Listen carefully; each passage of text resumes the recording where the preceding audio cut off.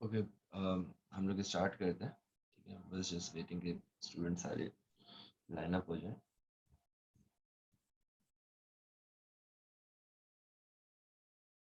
Okay, class के अंदर हम लोग हमारी बात हुई थी सेल वॉल तक। And from like this class and onwards we need to discuss about the other cellular organelles.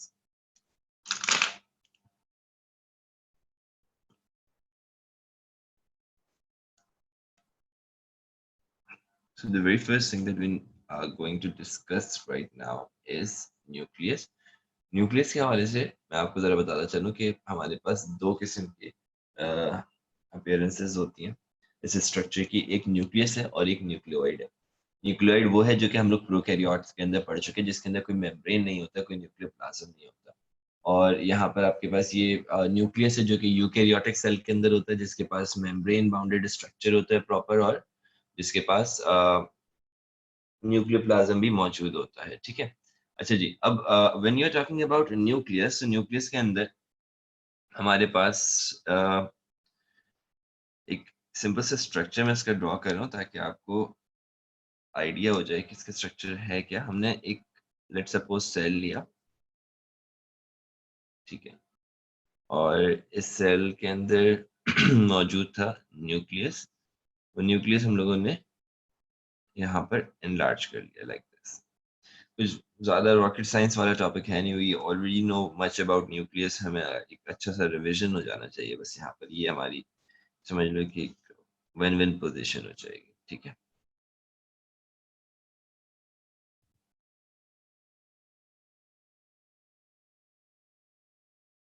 So this was the structure of nucleus. अच्छा जी, न्यूक्लियस की मेम्ब्रेन जो यहाँ पर है, that is the double layer membrane. Okay, और इसके अंदर यहाँ पर आपके पास माइन्यूट पोर्स होते हैं इसकी मेम्ब्रेन के अंदर।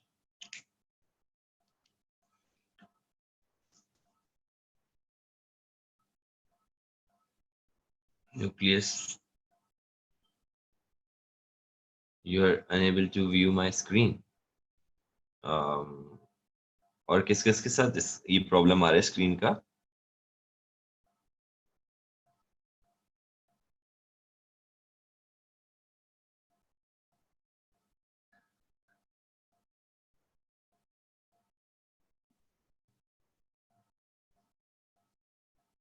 बेटा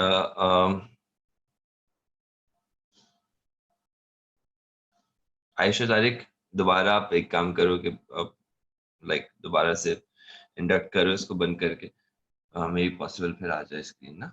ठीक है, क्योंकि आई गेस बाकियों के पास आ रही है, क्योंकि किसी और ने कोई सच कंप्लेन नहीं करी है। किसी और के पास भी इशू आ रहा है तो प्लीज बता दीजिएगा कि स्क्रीन शो नहीं हो रही। ठीक है,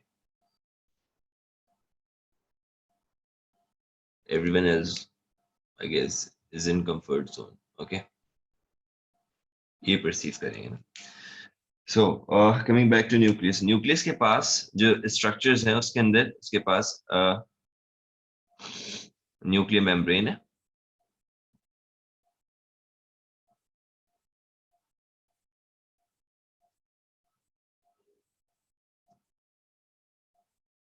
यार बेटा, मेरे लिए बड़ा मतलब ये इशू जाता है, मुझे बार बार ज्वाइन करवाना पड़ता है आप लोगों को ना। जो जिसके लिए मुझे वापस फिर बाहर जाना पड़ता है, फिर वापस इस तरफ आना पड़ता है। तो हम लोगों ने ऐसा डिसाइड किया हुआ ना कि फ्रॉम 3 to 3:05 आप लोग सब ज्वाइन इन कर लेंगे। ठीक है, क्योंकि उसके बाद फिर मुझे जो है ना ज्वाइन करने के लिए बार बार स्क्रीन से बाहर जाना पड़ता है। ओके, इसके बाद जो है वो हमारे पास यहाँ पे स्मॉल पोर्स आ गए। They are known as nucleopore. ठीक है, अच्छा जी। न्यूक्लियस के अंदर इसके अलावा एक छोटा सा स्फेरिकल बॉडी लाइक स्ट्रक्चर होता है। वो हम यहाँ पे लेट सपोज ड्रॉ कर देते हैं कि वो यहाँ पे कहीं पे रखा हुआ है। ठीक है, दैट छोटा सा spherical body like structure is known as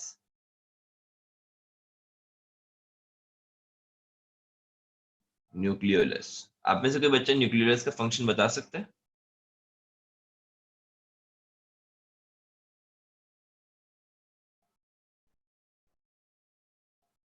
इसके अलावा इसके अंदर मौजूद है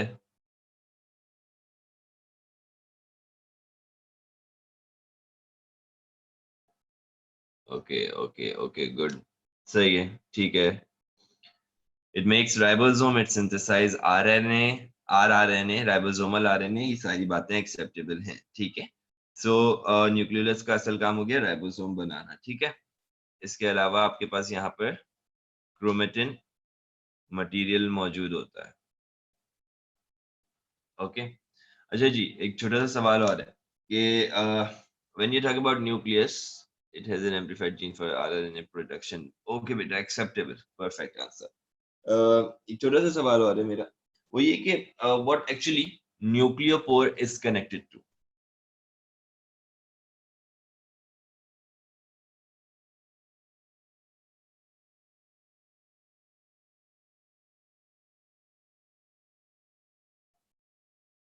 या बेहतरीन, जबरदस्त जबरदस्त जबरदस्त। Nucleopore is connected to rough endoplasmic reticulum, बेहतरीन है, ठीक है भाई।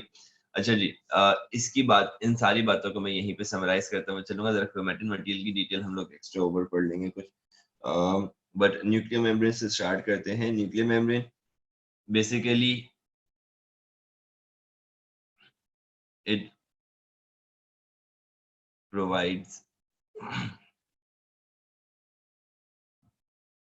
कनेक्शन, मैं दोबारा से टर्म कनेक्शन रिपीट कर रहा हूँ, connection between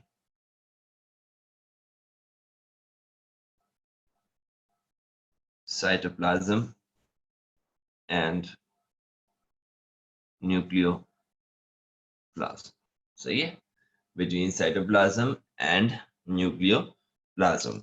When you talk about nucleopores, nucleopores are actually connected to rough endoplasmic reticulum.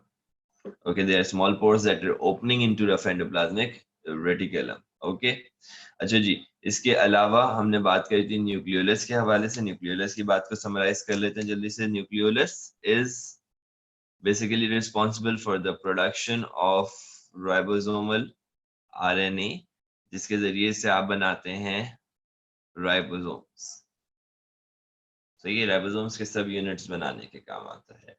फिर बात आती है क्रोमेटिन मटेरियल। क्रोमेटिन मटेरियल की बात में जरा डिटेल में जाना है हमने, जो बच्चे और आए हैं मैं जरा उनको ऐड कर दूं, एक मिनट दीजिएगा, सॉरी, कहाँ है भाई,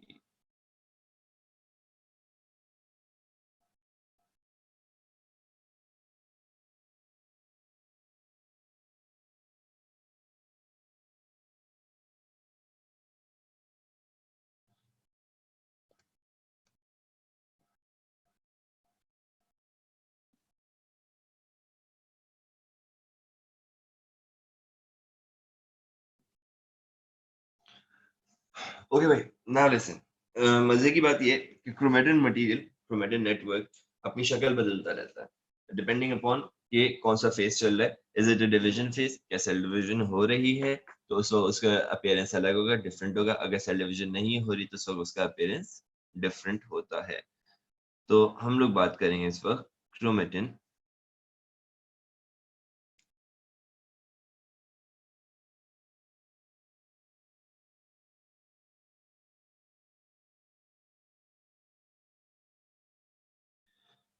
बेटा मेरे ख्याल से ये वही इश्यूज अभी तक आ रहे हैं। आप लोगों ने अगर एप्लीकेशन डाउनलोड किया हुआ है ना जूम का, तो उसको काइंडली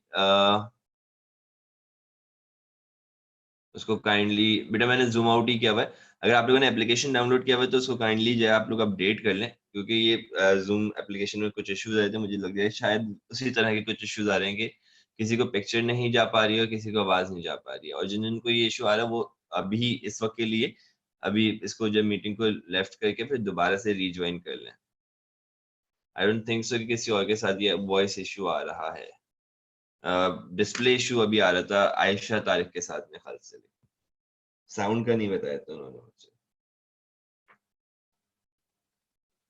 तुम अपना ऑडियो सेटिंग भी देखो, चेक करो, सही है बेटा।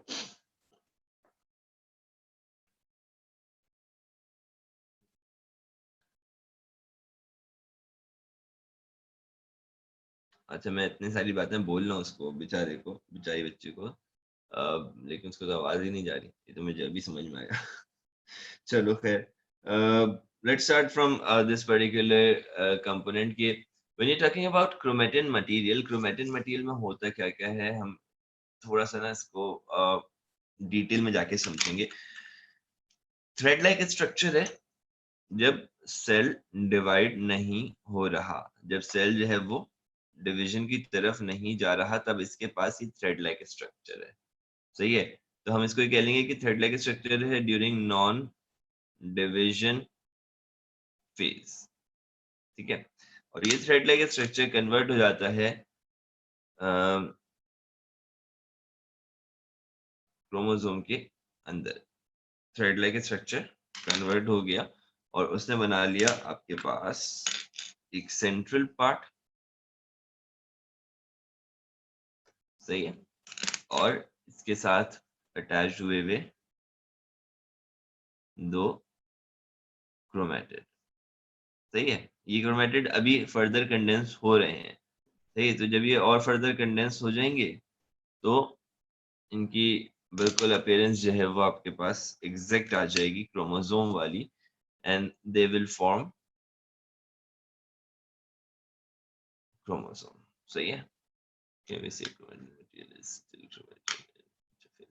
हाँ बेटा, chromatin material is like chromatin in interphase and it will be converted into chromatid or chromosomal structure during prophase। बिल्कुल सही कह रहे हो आप, ठीक है। और मैं उसी का बिल्कुल ये इंटरमीडिएट पार्ट बनाया मैंने, सही है, समझाने के लिए, और ये इसका मैं फाइनल पार्ट बना देता हूँ। ये थ्रेड लाइक स्ट्रक्चर है ना, ये बस कंडेंस होता चला जाएगा। Can you move the screen up a little so that I can screenshot it? Okay, somewhere here. Or if you are asking to like for zoom out the screen, so you have to wait for a moment. We'll be like completing this topic and then I'll send you. Like I'll show you up the whole page with that.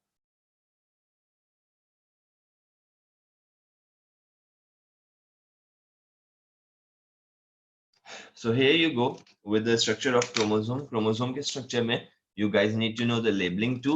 This is the central part, and the central part is known as centromere.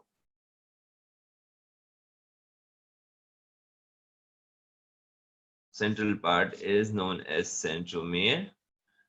ये एक arm है इसका, this is known as chromatid, and its length from here till here is known as arm। हर एक part के ऊपर एक cap like structure मौजूद होता है, तो पता होगा आप लोगों को। This cap like structure is known as what? Yeah, exactly, it's known as telomere। Good। अच्छा जी, यावरसन सैटेलाइट मतलब क्या, मैं समझ नहीं पाया, खैर। चलो, इसके अंदर बेटा क्या क्या होगा केमिकली स्पीकिंग, इसके अंदर तीन चीज है। You can say chromosome consists of protein, you can say chromosome consists of DNA, and chromosome consists of RNA। सही है, और फिर आप ये भी कह सकते हैं कि क्रोमोसोम की जो स्ट्रक्चर है इसकी भी फर्दर टाइप्स होती हैं, स्ट्रक्चरल टाइप्स, जिसके अंदर एक साइड के ऊपर क्रोमोसोम के दोनों साइड के ऊपर दोनों आर्म इक्वल लेंथ के हैं। सही है, तो इस तरह के स्ट्रक्चर को हम लोग कहते हैं मेटासेंट्रिक।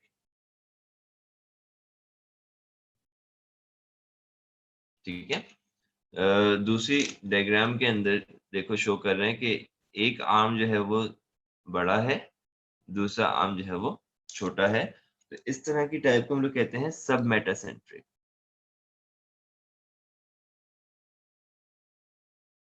सब मेटासेंट्रिक, ठीक है। हाँ मैं समझाता हूँ बेटा, रुको एक मिनट। मुझे पता है आपके लिए लाइक नई चीज है, डोंट वरी अबाउट दिस। मैं ये चार टाइप्स है, इसकी चार टाइप्स कंप्लीट कर लूँ तो चार एक साथ समझाता हूँ।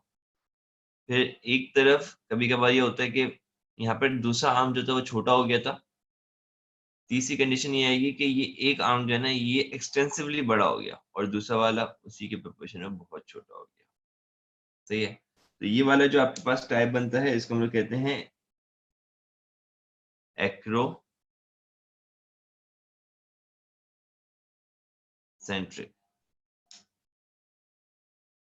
These are not the stages of division, these are the different types of chromosomes that we have in our karyograph or in our karyotype.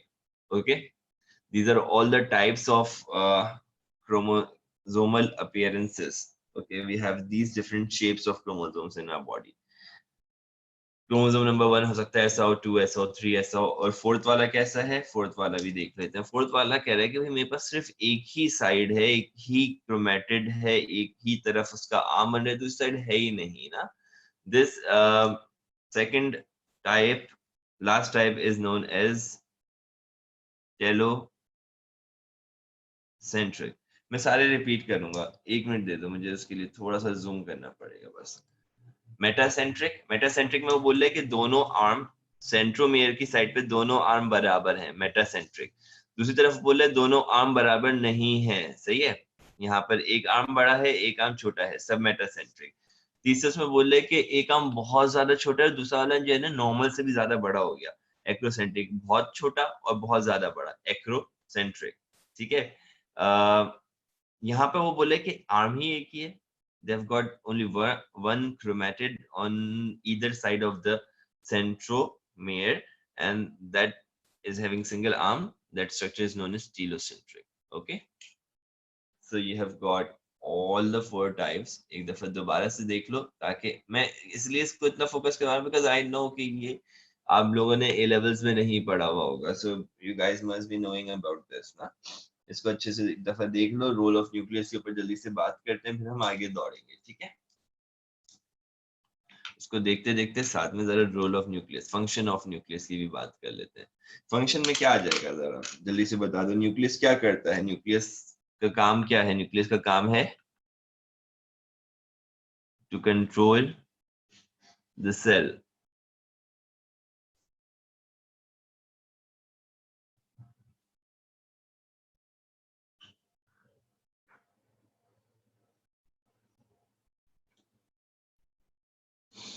These are the types of chromosomes. Okay, ठीक है, अब हम आ गए हैं functions की तरफ।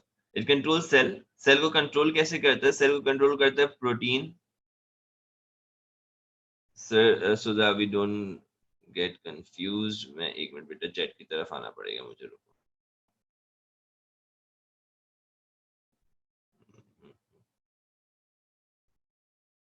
मैं पढ़ी भी नहीं है जैसे ना चैट। हाँ,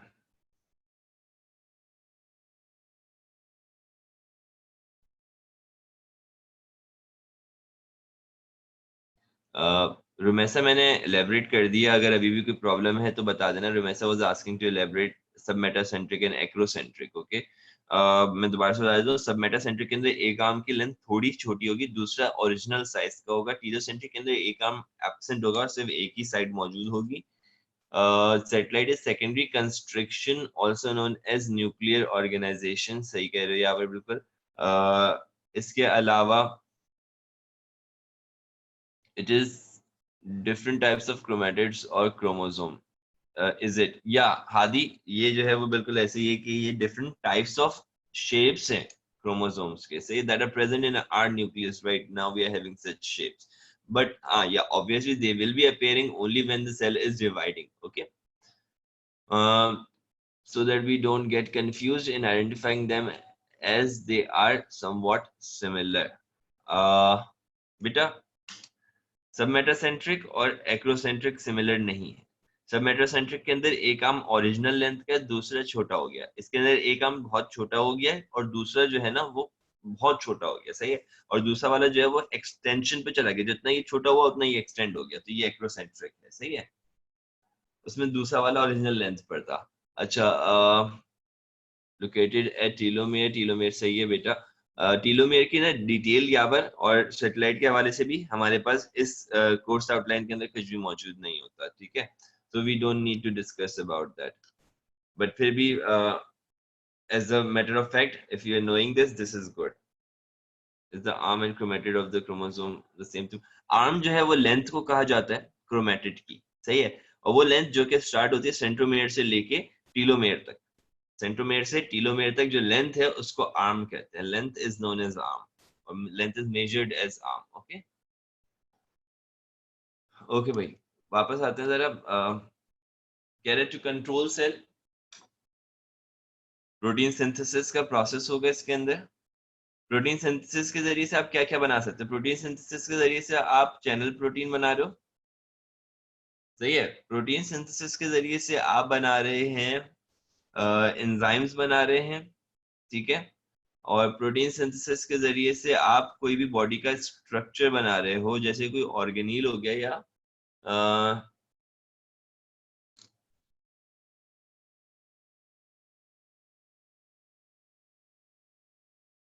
एक मिनट भाई, क्या कह रहे हो? मैं आपकी बात पूरी पढ़ नहीं पाया, वो डिसअपियर हो गई chat. Let me just read it out.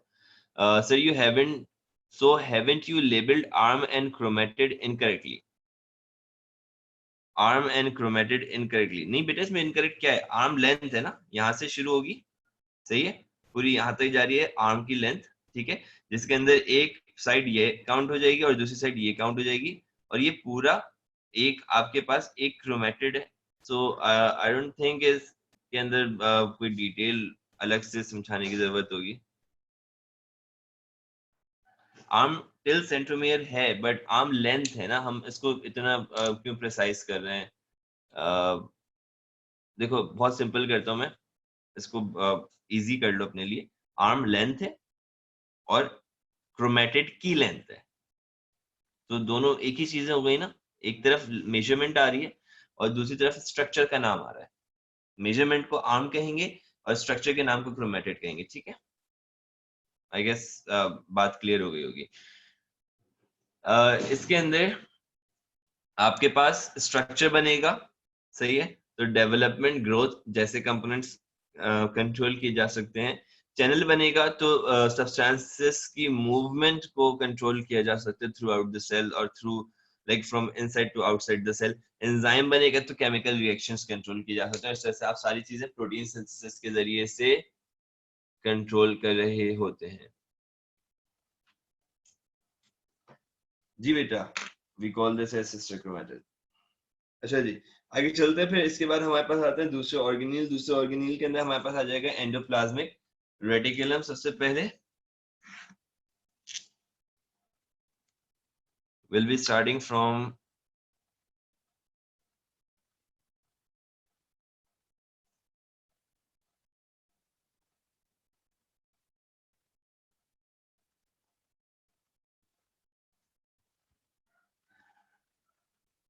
Endoplasmic reticulum. Endoplasmic reticulum के अंदर आपके पास दो एलिमेंट्स हैं। एक है आपके पास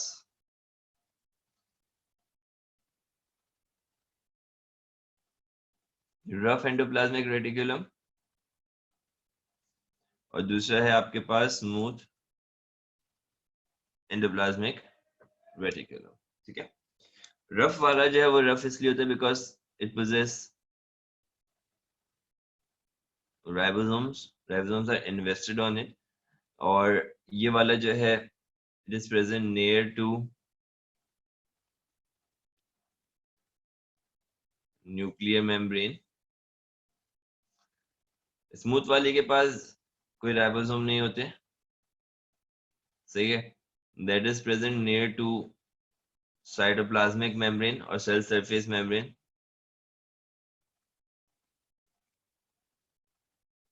ठीक है भाई। तो जो बात आप लोगों ने जाननी है इसके अंदर वो ये भी जाननी है कि एंडोप्लाज्मिक रेटिकुलम एक्चुअली है क्या? It is a network of hollow tubular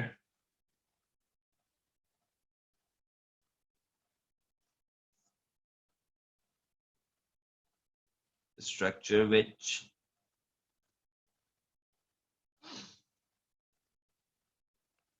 helps in।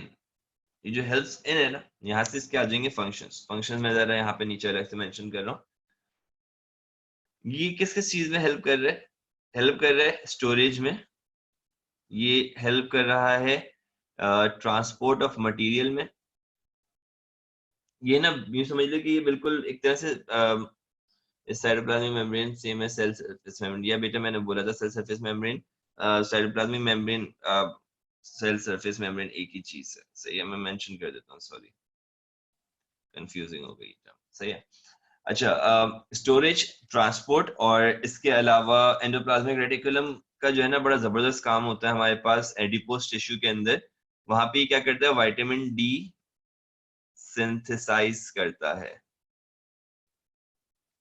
अच्छा जी, स्टोरेज की तरफ आते हैं। ये अच्छा सवाल है कि स्टोर कर क्या रहा है। तो जो विटामिन डी ये सिंथेसाइज कर रहे हैं ना, वही विटामिन और दूसरे बहुत सारे विटामिन और बहुत सारे फैटी एसिड या बहुत सारे स्टेरॉयडल स्ट्रक्चर्स स्टोर किए जा रहे हैं यहाँ पे। इसके अलावा बहुत सारी किस्म के एंजाइम स्टोर किए जाते हैं, स्टेरॉइड स्टोरेज होती है बिल्कुल। और इसके अलावा जो है, अच्छा बेटा वो मैंने बहुत ज्यादा जूम आउट कर दिया था ना, इसलिए अब सही है। अब इसके अलावा जो है ना हम अगर एंडोप्लाज्मिक रेटिकुलम के हवाले से एक सिंपल सी बात करेंगे, एंडोप्लाज्मिक रेटिकुलम का कौन सा part, which part of endoplasmic reticulum is responsible, आप लोगों ने जवाब देना है, is responsible for vitamin D synthesis and storage। तो क्या जवाब होगा? हमारे पास देखो दो मेजर इसके, हाँ बिल्कुल एग्जैक्टली, स्मूथ एंडोप्लाज्मिक रेटिकुलम में वो बता दें कि दो ही मेजर हमारे पास जो है ना वो इसकी टाइप्स हैं, एक है रफ एंडोप्लाज्मिक रेटिकुलम और एक है स्मूथ एंडोप्लाज्मिक रेटिकुलम। तो इसमें से जो हमारे पास यहाँ पर smooth endoplasmic reticulum would be the answer. ठीक है, आई होप कि मैं बहुत ज्यादा तेज नहीं जा रहा हूँ, बट ये कि हमें क्योंकि स्पीड अप करना है, कंपोनेंट कंपोनेंट ज्यादा होता है एम कैट के अंदर हमारे पास, जाहिर सी बात है कि हमने पूरे 2 सालों का कुछ चंद महीनों के अंदर कंप्लीट करना होता है, तो इसलिए हमें स्पीड अप करना पड़ता है। कहीं पे भी कोई भी बात समझ में नहीं आए, आप लोगों के पास व्हाट्सएप नंबर भी मौजूद है, ग्रुप भी मौजूद है, आप लोगों के पास अभी यहाँ पर भी चैट का सिलसिला मौजूद है, आप लोग पूछ सकते हैं। मेरी पूरी कोशिश होती है कि मैं सबको बर वक्त जवाब दे दूं, बट जाहिर सी बात है बर वक्त मतलब ये कि एज सुन एज पॉसिबल मैं जवाब दे दूं। बट जाहिर सी बात है कि कुछ रमजान भी है, कुछ आजकल रोजे भी ज्यादा लगने लगे हैं, तो इस वजह से कभी कभार जवाब नहीं दे पा रहा होता हूँ, लेट हो जाता है। ठीक है, बट मैं दूंगा जरूर जवाब। इस चीज से आप लोग मायूस नहीं होइएगा कि हमने मैसेज किया और सर ने जवाब नहीं दिया। व्हाट्सएप पर जवाब जरूर दूंगा मैं, मेरा वादा है। ठीक है, माइटोकॉन्ड्रिया की तरफ आते हैं। माइटोकॉन्ड्रिया का ना एक और नाम है, ये नई चीजें लग रही होंगी तुम लोगों को, ये जो नए नए नाम आ रहे हैं है वही पुरानी चीजें, बस थोड़ी सी एक्सटेंशन है उसकी। बेकार की बातें ज्यादा बढ़ा दी, कम की बातें कम कर दी, ये वाला मसला है। इसका एक और नाम होता है कॉन्ड्रियोसोम। ठीक है भाई। अच्छा जी, माइटोकॉन्ड्रिया कॉन्ड्रियोसोम की बात करते हैं तो इसका स्ट्रक्चर कैसा होता है? इसका बीन शेप स्ट्रक्चर होता है और 0.2 से लेके 1 नैनोमीटर तक की रेंज में पाया जाता है। ठीक है, मैं जरा इसका एक डिटेल डायग्राम बना दूं ताकि उसकी लेबलिंग के ऊपर समझा सकूं मैं आपको।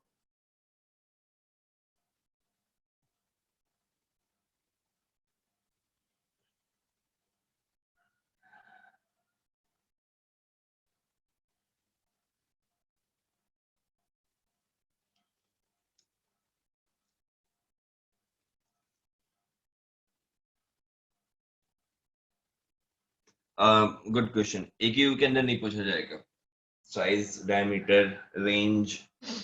फिर भी ये कि जो आपके पास एनटीएस वगैरह के टेस्ट होते हैं उसके अंदर पूछा जा रहा होता है। सही है। नहीं बेटा, माइटोकॉन्ड्रिया का 0.1 से लेके 1, सॉरी 0.1 लिख दिया मैंने, इट इज एक्चुअली फ्रॉम 0.2 से लेके 1 नैनोमीटर तक है। ठीक है। अच्छा जी, chondriosome is another name for mitochondria.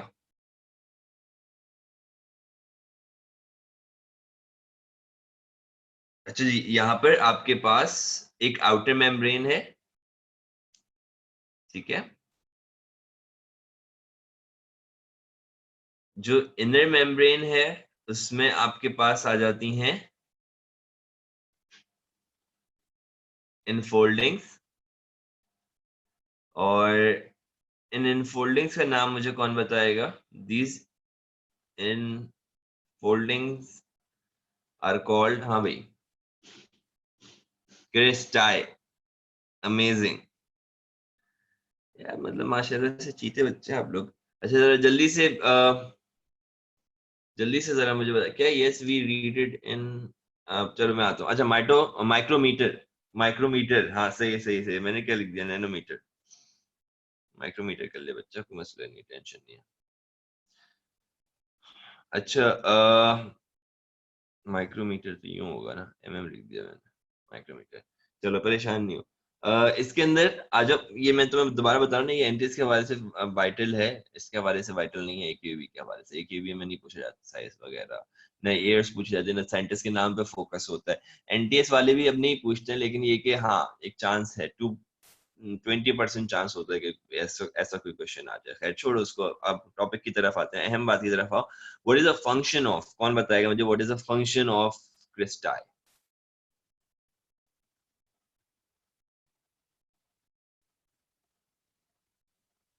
मैं वही कह रहा हूँ, you do not need to know the name of scientist, okay, for AKU. It's not necessary. No knowledge for air, no knowledge for scientists is necessary. Increase the surface area, oxidative phosphorylation. Actual function क्या है? Exact function, electron transport chain. Yes. क्रिस्टाई is responsible for performing ETC. क्यों? क्योंकि क्रिस्टाई के पास ETC करवाने वाले enzymes मौजूद होते हैं जो कि इन्वेस्टेड होते हैं इस मेम्ब्रेन के ऊपर। और इसमें इनफोल्डिंग्स क्यों होती है? एक बच्चे ने ये भी जवाब दिया था, मतलब इसका फायदा, बेनिफिट क्या है? हम ये भी कह सकते हैं कि भाई इसका बेनिफिट जो है वो है to increase the surface area. Okay, ये एक इसका पर्टिकुलर बेनिफिट आ जाएगा हमारे पास। अच्छा जी, माइटोकॉन्ड्रिया की अगर बात करें तो रेस्पिरेशन में ऑक्सीडेटिव फॉस्फोराइलेशन के अंदर और एनर्जी प्रोडक्शन के अंदर काम कर रहा है, इसलिए इसका एक कॉमन नाम भी जान लेते हैं, that is known as power house of the cell. The mitochondria is known as the power house of the cell. Okay, ये बताओ कि एक फ्लूइड होता है यहाँ पर, that fluid is known as matrix. Good. यहाँ पर थोड़ा सा आज की डायग्राम ऐसी अजीब सी घिचपिच से हो रही है, सॉरी अबाउट दैट, बट मैं इसको यूं लेबल कर देता हूँ। That is known as matrix. कौन बताएगा मुझे कि मैट्रिक्स में, मैट्रिक्स जो कि फ्लूइड है, इस मैट्रिक्स में एक आयन होता है? हाँ जबरदस्त, बताया बताया बताया, क्रैब साइकिल होती है। गुड। और आयन कौन सा होता है, ज्यादा होता है या कम होता है, जल्दी से बताओ। एच पॉजिटिव आयन, ग्रेट बेटा, जबरदस्त। और low concentration of H positive या high concentration of H positive? Low. Okay, तो हाई कहां पर होगी? गुड गुड गुड बेटा, जबरदस्त। हाई कहाँ पे होगी, अब जरा जल्दी से बताओ ये। मुझे बड़ा मजा आता है ऐसे जब आप लोग फौरन फौरन फटाक फटाक से जवाब दे रहे होते हैं ना, मतलब फुल जबरदस्त बेहतरीन, बड़ा मजा आता है। ये स्पेस कहलाता है इंटर मेम्ब्रेनस स्पेस, सही है। और यहाँ पे आपके पास हाई कंसेंट्रेशन होता है एच पॉजिटिव आयन का, सही है भाई। चलो, ये तो यहाँ तक की बात हो गई। एक दफा इसको हम लोग टोटल जूम आउट कर लें, क्योंकि स्टूडेंट ने कहा था कि उसने इसका लेना है screenshot, right? So this is the total thing. मैं इसको कैमरे को और ऊपर करूँ, क्योंकि इसके बाद तो मजीद जगह नहीं दिखा रहा।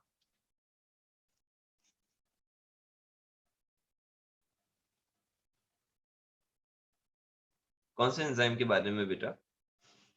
मैं सिंपली ये बता रहा था कि इसमें एंजाइम्स होते हैं क्रिस्टाई के अंदर, जो इनफोल्डिंग्स है उसके अंदर एंजाइम्स होते हैं और वो एंजाइम रिस्पॉन्सिबल होते हैं ऑक्सीडेटिव फॉस्फोराइलेशन करवाने के।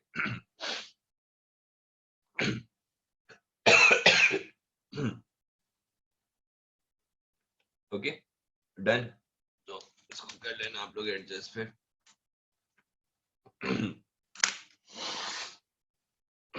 एक मिनट देना।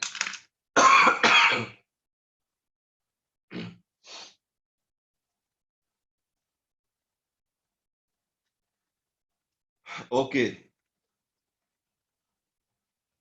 हमने इसकी सारी कंपोनेंट्स जान लिया। हमारे पास अगला जो स्ट्रक्चर आ रहा है वो है गोल्जी एपरेटस, और एंड आई गेस कि हम लोग उसको यहीं पे अकोमोडेट कर सकते हैं, इतनी जगह है हमारे पास। ये आप गोल्जी एपरेटस की जब भी बात करें हमेशा याद रखिएगा कि गोल्जी एपरेटस जो है ना वो बेसिकली डेरिवेटिव है, गोल्जी एपरेटस के लिए याद रखना है कि वो डेरिवेटिव है एंडोप्लाज्मिक रेटिकुलम का। ठीक है भाई,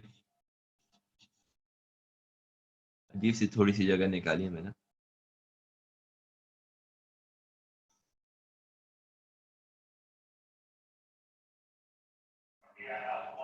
Golgi apparatus is having a structure somewhat like this।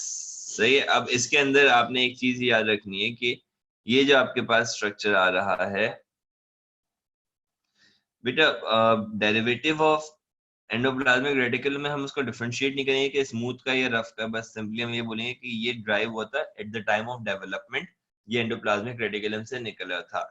अब जाहिर सी बात है कि इसके अंदर अगर एंडोप्लाज्मिक रेटिकुलम में अगर हम बात करें तो स्मूथ वाली वो टाइप होती है कि इससे ज्यादा रिजेंबल कर रही होती है, तो मोस्ट प्रोबेबली स्मूथ ही हवाले से हम लोग कहेंगे, लेकिन ये कि स्पेसिफाई करना जरूरी नहीं है। ठीक है, अच्छा जी।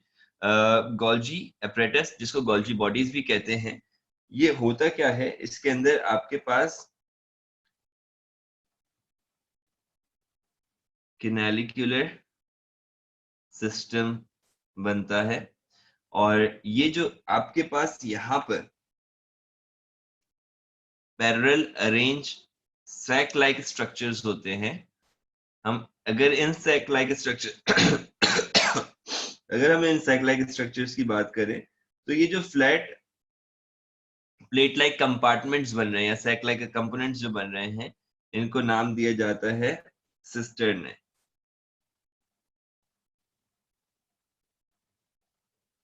दे आर नोन एज सिस्टर्न।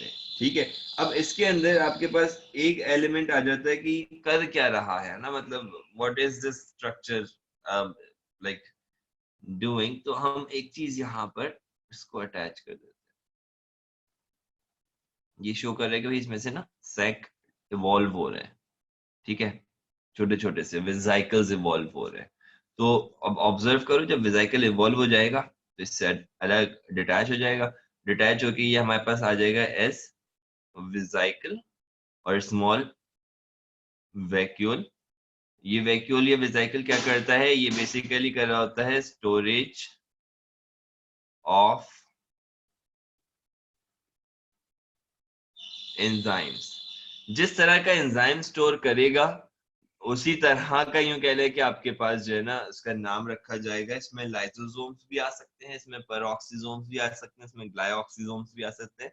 ये सारी की सारी चीजें गोल्जी एपरेटस ने हमें बना के दी। मैं दोबारा से अपनी बातें रिपीट कर देता हूँ, थोड़ी सी डिस्टॉर्ट हो गई थी बीच में बात। मैं कह रहा हूँ कि गोल्जी एपरेटस जो कि सैक लाइक स्ट्रक्चर है, सिस्टर्ने जिसके सैक लाइक एक कंपार्टमेंट को कहते हैं, जो कि एक के ऊपर एक स्टैक्ड हुआ हुआ होता है, कैनालिकुलर सिस्टम बना रहा होता है। इसका काम होता है इसमें से छोटे छोटे से वेसिकल निकालना, इवॉल्व करवाना। बेसिकली इसका काम क्या है, इसका काम है उन चीजों की पैकेजिंग करवाना जो कि एंडोप्लाज्मिक रेटिकुलम इसको देता है पैक करने के लिए।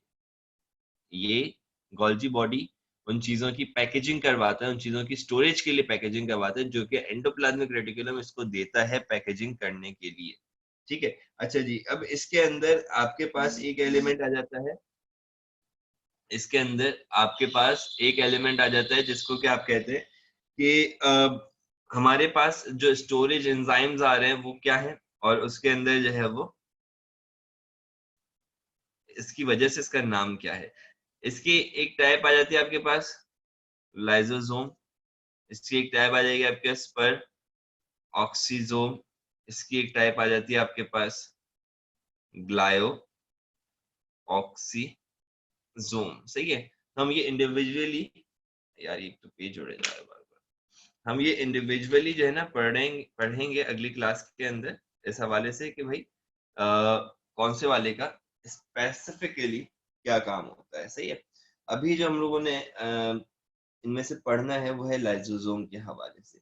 यहाँ तक की बात अगर कंप्लीट हो गई है और यहाँ तक की बात समझ में आ गई है, उसमें कोई क्वेश्चन नहीं है, तो फिर हम लोग आगे बढ़े। हाँ बेटा, वही H2O2 की डिटॉक्सिफिकेशन करवाने वाला पेरोक्सिसोम होता है।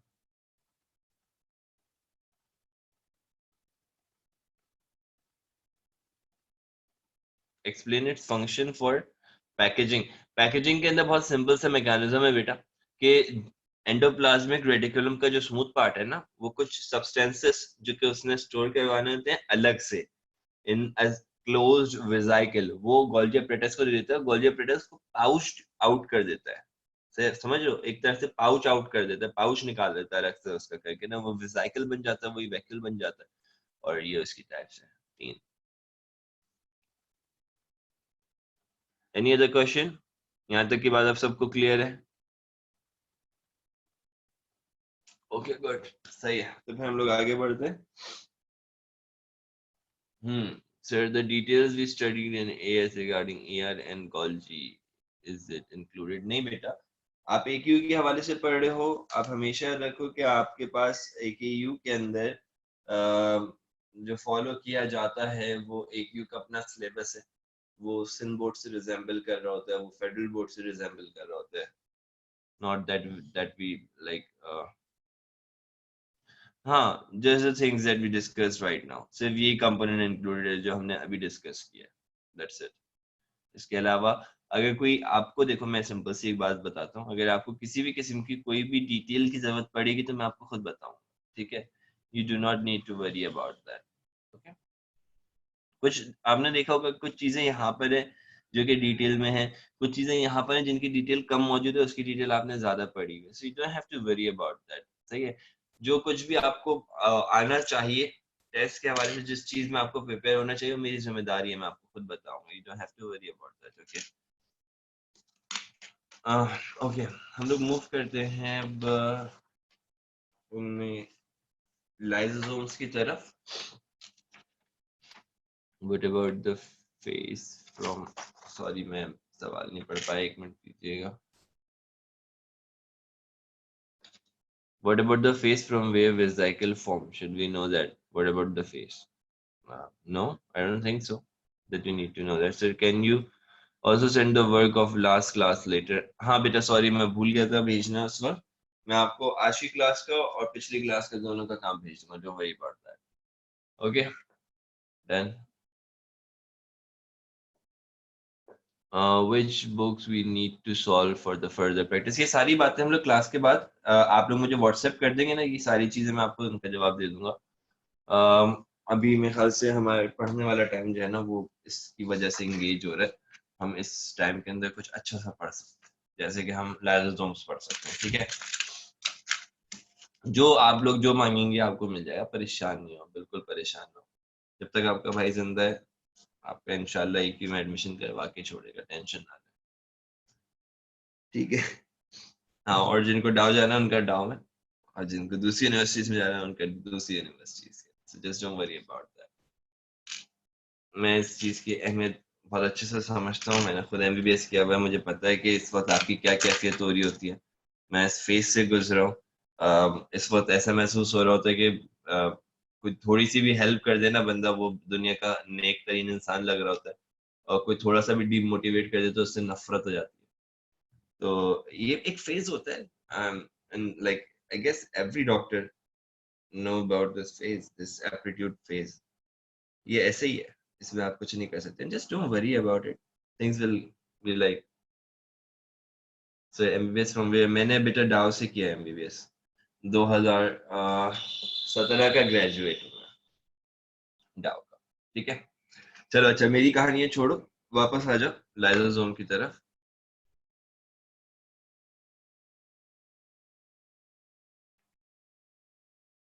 जब आप लाइसोसोम की बात करते हैं तो लाइसोसोम के अंदर एंजाइम्स जान लो पहले। सही है? एंजाइम्स कौन कौन से हैं?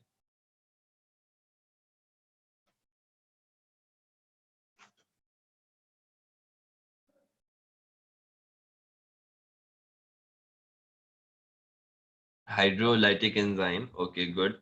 आप लोगों को नाम बताने पड़ेंगे जरा अलग अलग। हाइड्रोलाइटिक तो इसकी पूरी क्लास है। अमाइलेज एक आ गया, लाइपेज आ गया, गुड, प्रोटीएज आ गया और न्यूक्लियस आ गया। बेहतरीन, जबरदस्त।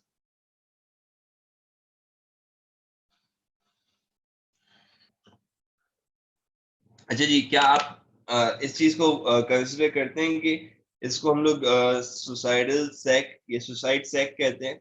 और कहते हैं तो क्यों कहते हैं?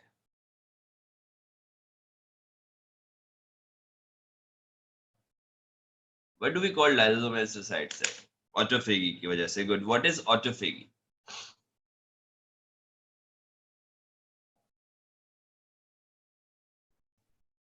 It can destroy the cell through autophagy. अपने ही आपको डिस्ट्रॉय कर सकता है, अपने ही सेल को डिस्ट्रॉय कर सकता है ना? अपने ही सेल के कंपोनेंट्स को खा जाएगा, डाइजेस्ट कर देगा। सही है, बेहतरीन है, समझ में आती है बात।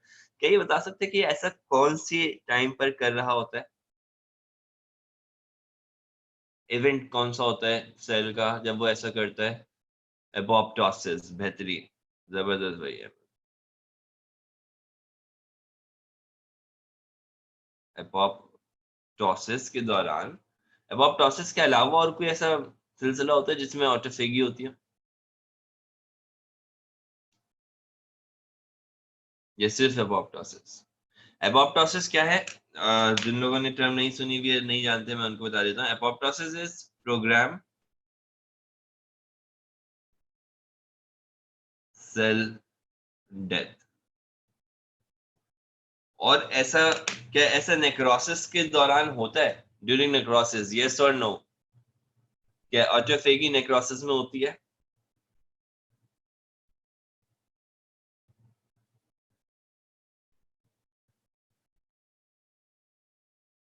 सिंपल सा क्वेश्चन है अभी मेरा, क्या autophagy, does autophagy occur during necrosis to?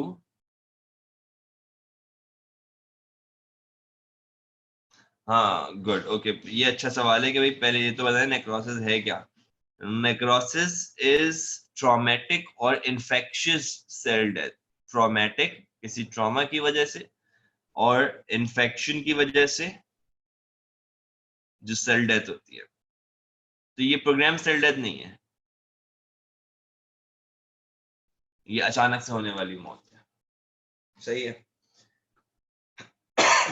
So does autolysis occur in necrosis? Okay, autophagy necrosis में हो रही है। ऑटोफेगी नेक्रोसिस में हो रही है, यस, हो रही है। अच्छा जी, एक बात जब यहाँ तक पहुंची गई है तो जरा एक सवाल और पूछ लूं आपसे। इसके अलावा और कोई ऐसा मैकेनिज्म हो रहा होता है हमारी बॉडी में जिसमें ऑटोफेगी होती है?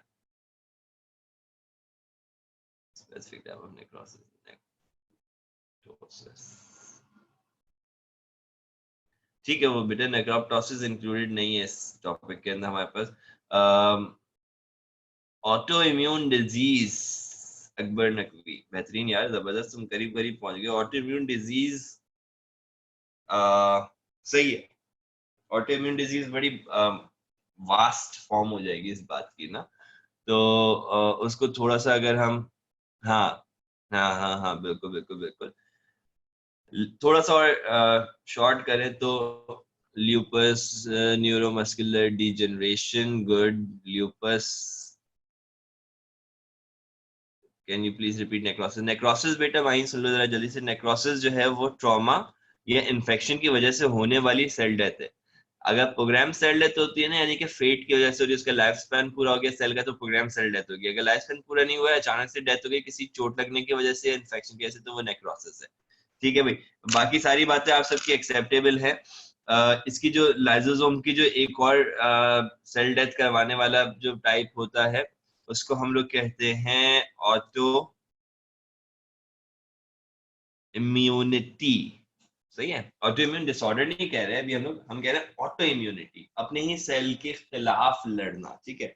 अच्छा, इसमें कैंसर नहीं आएगा। कैंसर के अंदर हमेशा देखो सेल मरते नहीं है, सेल बनते हैं। सही है। डायबिटीज की बात भी नहीं कर सकते, डायबिटीज में सेल डैमेज होगा, सेल इन्फ्लेम्ड हो जाएगा, मरेगा नहीं।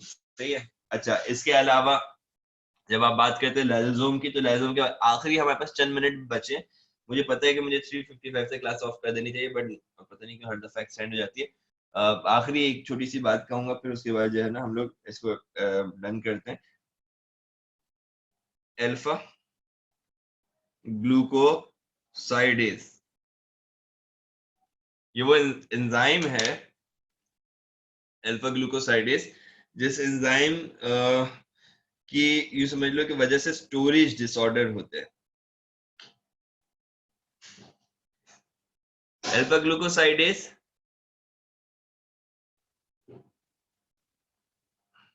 एक मिनट रुकना, हाँ अच्छा आ रहा है।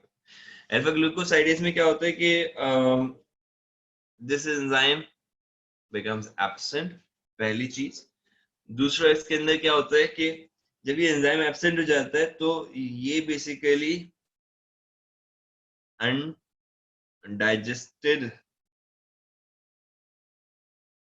ग्लाइकोजन की स्टोरेज नहीं करवा पाता। या एग्जैक्टली, आप लोग सही नाम ले रहे हैं डिजीजेस के, मेंशन कर देता हूँ।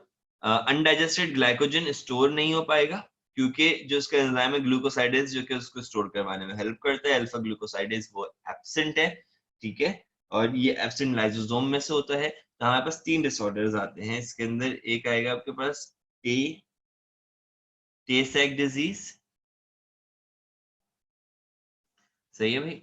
दूसरा हमारे पास में आ जाएगा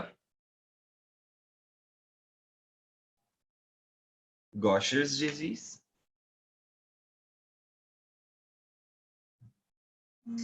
और तीसरा हमारे पास में आ जाता है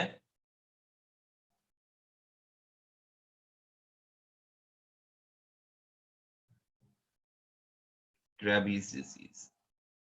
इन तीनों डिजीजेस में एक चीज बहुत कॉमन है, वो क्या है कि ज्यादातर मेंटल डिटोरिएशन, मेंटल रिटार्डेशन करवा रही होती है। मेंटल डिटोरिएशन से ये मतलब कि ये समझ लो कि माइलिन शीट को डिटोरिएट कर रहा है कहीं पे नर्वस टिश्यू को डिटोरिएट कर रहा है, कहीं के ऊपर उनके जंक्शंस को, जो न्यूरोमस्कुलर जंक्शंस है, उनको डिटोरिएट कर रहा है। टे साइक डिजीज के अंदर डेथ हो जाएगी by the age of 3, Krabbe's disease में डेथ हो जाती है बाय द एज ऑफ 2, और गॉशर डिजीज में जो एक बड़ा इम्पैक्ट पड़ता है वो इरोजन होती है लॉन्ग बोन्स की, और लिवर और स्प्लीन इनलार्ज हो जाता है, और मेंटली जो है वो मेंटल रिटार्डेशन भी इसके अंदर काउंट होती है। ठीक है, सो other neural effect because of the glucose malnourishment, exactly। ठीक है, बिल्कुल ऐसे ही है। आज की क्लास गालिबन यहीं तक रखते हैं, आपको अपनी अगली क्लास भी ज्वाइन करनी होगी। कोई भी क्वेश्चन जो भी हो, we need to know specifies specific, sorry मैं आपका क्वेश्चन पढ़ ही नहीं पाया, एक मिनट मैं देख लेता हूँ। Do we need to know specific these diseases? Not really, but थोड़ा बहुत आइडिया होना चाहिए। सही है, मैं बिल्कुल बेटा आपको स्क्रीनशॉट्स भेज दूंगा अकबर, डोंट वरी, मैं व्हाट्सएप के ऊपर भेज देता हूँ अभी। और आपके जो भी क्वेश्चंस हैं आप लोग जो है ना मुझे व्हाट्सएप पे बता सकते हैं। सर लास्ट का पॉइंट्स आप बता दें अबाउट डिजीज, लास्ट के पॉइंट्स कौन से, कि मेंटल रिटार्डेशन होती है, डेथ हो जाती है इसके अंदर। मैं ये आपको जो है ना जो इसके स्क्रीनशॉट भेजूंगा उसमें लिख के भेज दूंगा डिटेल, सही होगा, जो होगा ना उसमें इसकी डिटेल लिखी हुई होगी इसके साथ। टाइम कम है इसलिए मुझे थोड़ा सा भागना पड़ रहा है, क्योंकि आपके मेरे ख्याल से 4 बजे अगली क्लास भी है ना। ठीक है, चलो जो भी क्वेश्चन हो then again you all are welcome on WhatsApp, WhatsApp कर देना, कोई मसला नहीं है। सही, मुझे जैसे ही मौका मिलता है तो मैं आप लोगों को रिप्लाई कर देता हूँ। ओके बेटा, अल्लाह हाफिज।